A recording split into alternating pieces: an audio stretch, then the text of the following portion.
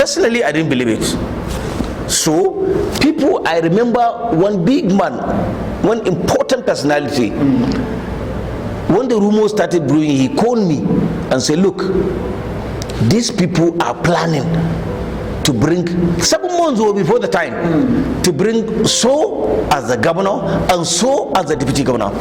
I just said, Kennedy, these things are rumors. You are, yes, no. I said you are beyond all those rumors. He said, Kai Muttaka, I am telling you this is what they are going to do.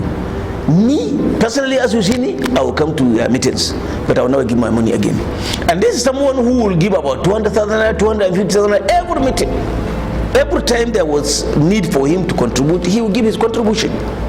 So he said, I will be coming to your meetings, but I will not give. But I didn't believe him. I didn't believe him because I was very close to these people and I knew what was happening, and they kept on telling me and telling other people that no, it's not going to happen.